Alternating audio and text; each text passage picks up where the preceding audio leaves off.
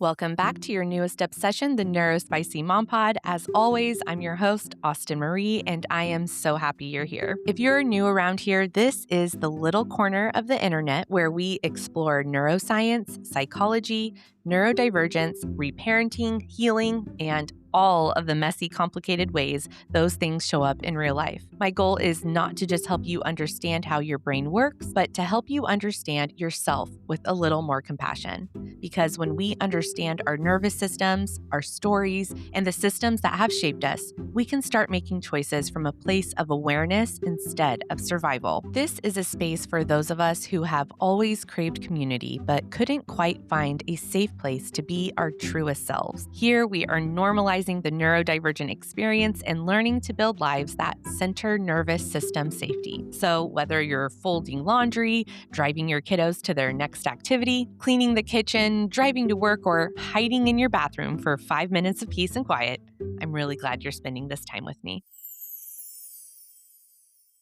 As many of you know, these episodes are usually inspired by something I'm personally moving through, wrestling with, or learning about. And if you've been listening lately, you probably know that I've been skirting around the topic of burnout for months now. Researching and recording the last episode on existential depression helped me validate some of the feelings I've been carrying for a long time. But there's another reality that I've been wanting to explore within the safety of this neurospicy community, because I can't help but wonder if many people who experience existential depression are also people who experience profound isolation. There is a golden thread that runs through my life, from being an undiagnosed first generation little girl to becoming a middle aged single mom rebuilding her life. And that thread is a deep sense of isolation.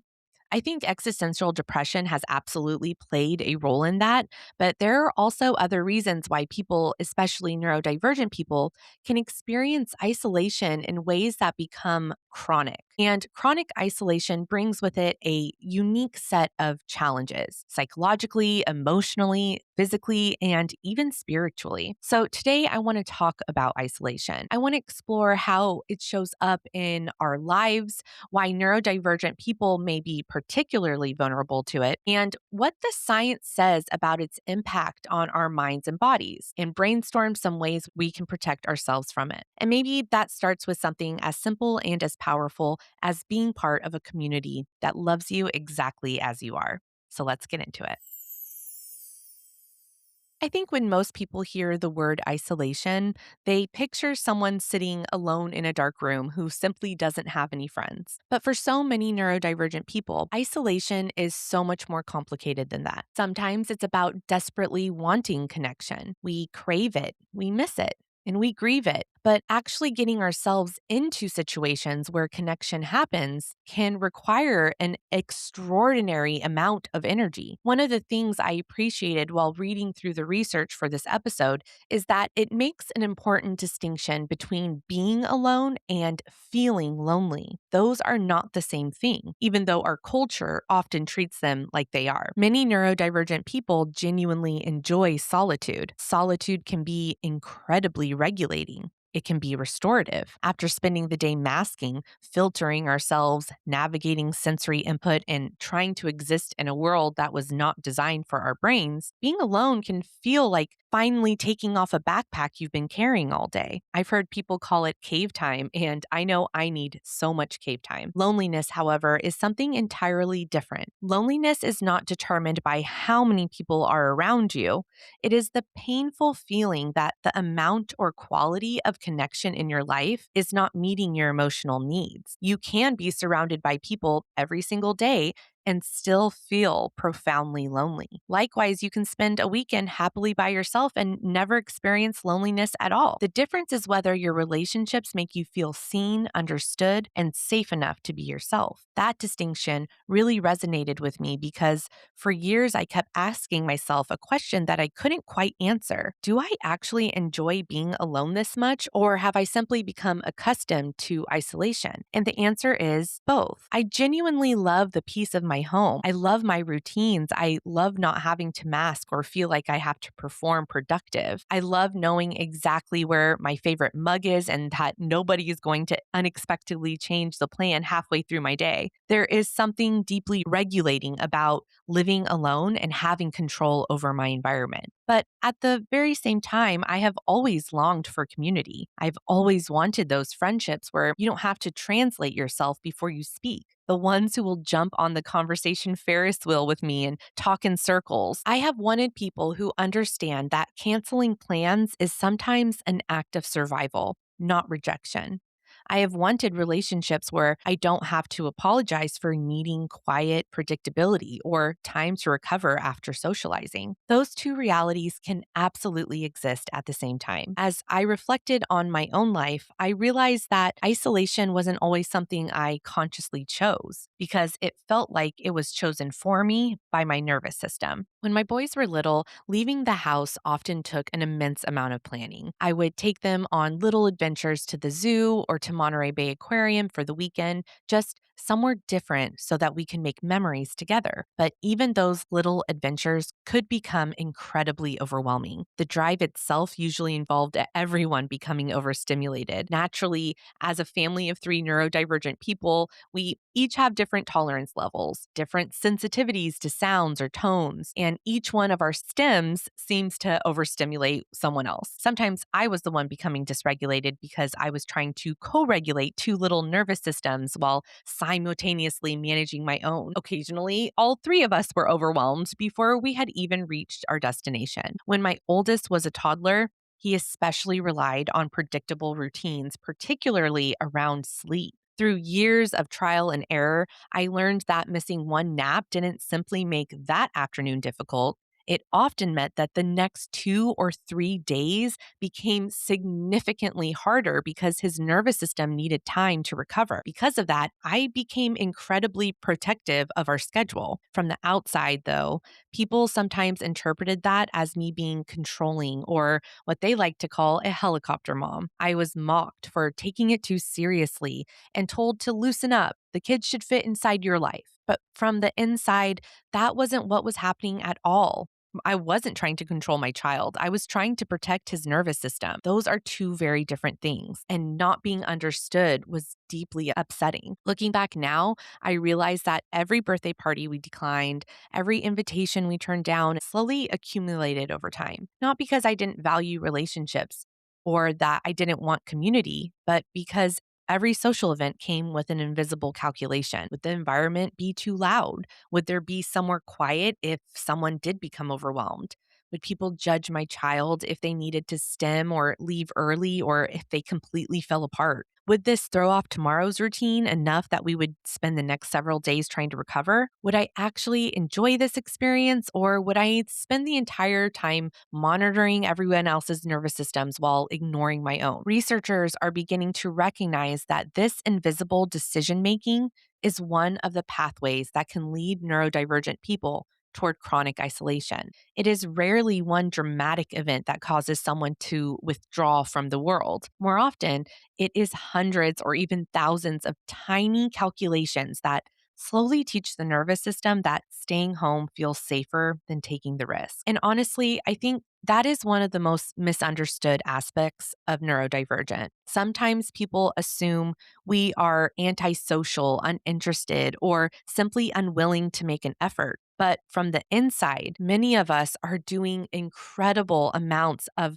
mental work before we've even put on our shoes. We are calculating the sensory input and transitions, unpredictability, executive functioning demands, social expectations, the recovery time, and the emotional cost of participation while considering how much battery we have to work with. The disability is not that we don't want connection. Often the disability is that participating in a world built for neurotypical nervous systems comes with an enormous energy tax. Every outing, every conversation, every change in routine requires energy. And when you are already living in burnout or carrying years of chronic stress, that energy becomes a very limited resource. Eventually, staying home doesn't necessarily feel preferable because you don't love people. It feels preferable because your nervous system has learned that home is where it has the best chance of remaining regulated. I imagine many of you listening right now know exactly what that feels like.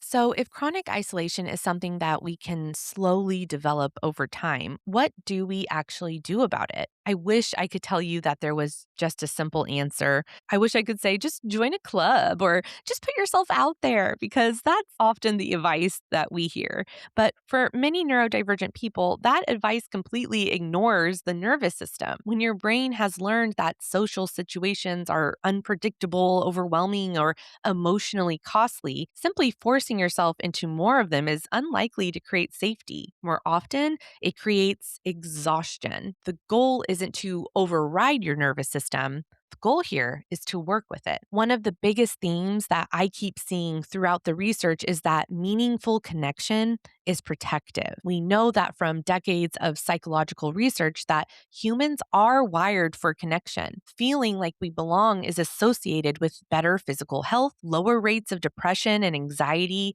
an improved immune function, and even lower risks of early mortality. But what is especially important is that belonging is not measured by the number of people you know. It is measured by whether you feel emotionally safe enough to be yourself. For many neurodivergent people, that may mean having one or two deeply authentic relationships instead of a large social circle. In fact, trying to maintain dozens of superficial relationships may actually increase stress if every interaction requires masking or constant self monitoring. I also think that we need to redefine what counts as connection. Connection does not always have to mean attending a crowded birthday party or spending an entire afternoon at a social gathering. Sometimes connection can look like sending your best friend a voice memo instead of meeting for coffee. Sometimes it means inviting someone over to your house where your nervous system already feels regulated instead of going somewhere unfamiliar. Sometimes it means taking a quiet walk with another person instead of trying to carry a conversation across a noisy restaurant. When we start adapting social experiences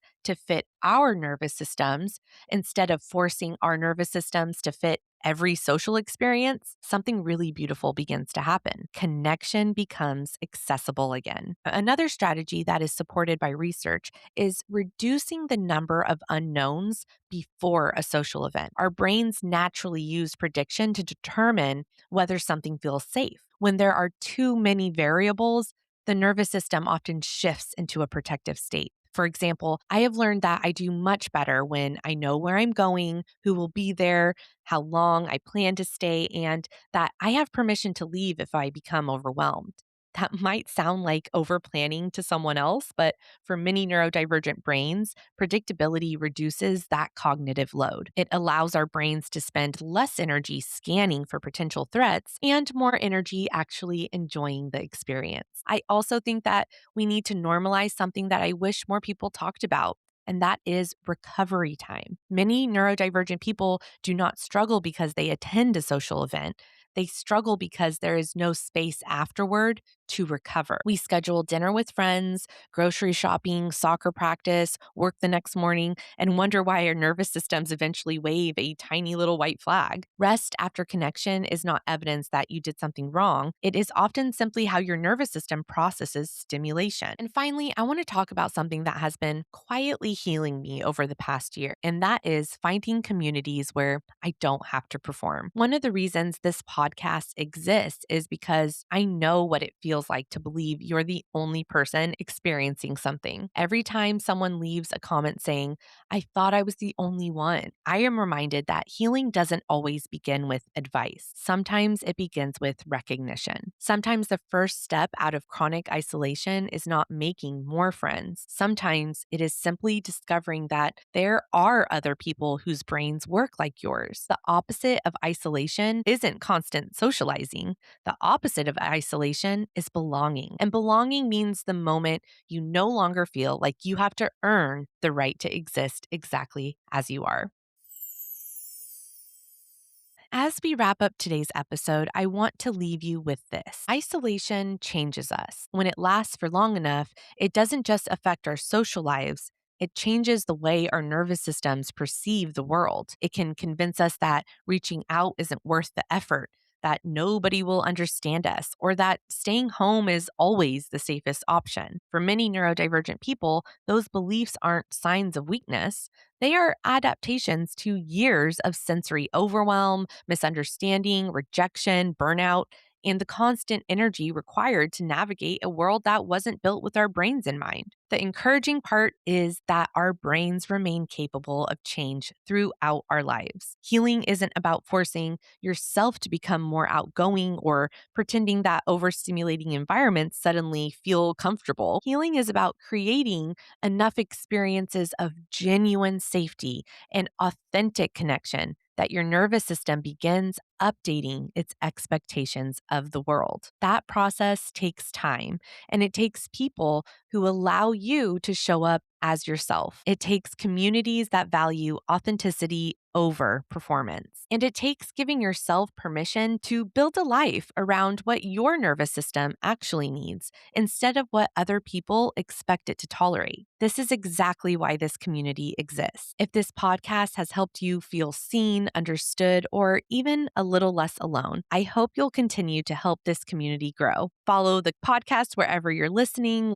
leave a review if you have a moment, and please share this episode with someone who needs to hear it. It really does help this podcast grow. If you're looking for a deeper connection, I'd love for you to head over and join us on Patreon. You can subscribe for free, or if you're in a place where you're able to contribute financially, your monthly membership directly supports this podcast and helps me continue creating educational resources as a neurodivergent single mom. Every subscription allows this little corner of the internet to reach one more person who needs a reminder that they belong. We're going to move into our weekly journal prompt, but if this is where my time with you ends, thank you so much for spending this time with me.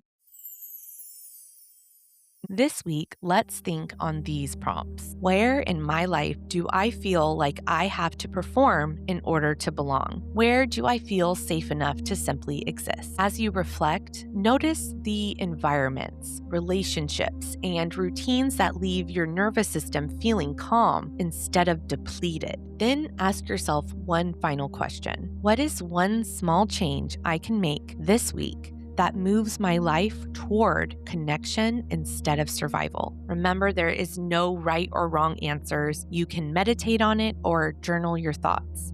Write without judging your answers. You're not measuring how social you are. You're learning what genuine belonging feels like for your nervous system. Thank you again for being with me on this journey. Take care of yourself and take care of your nervous system, and I'll see you next week. Ta-ta!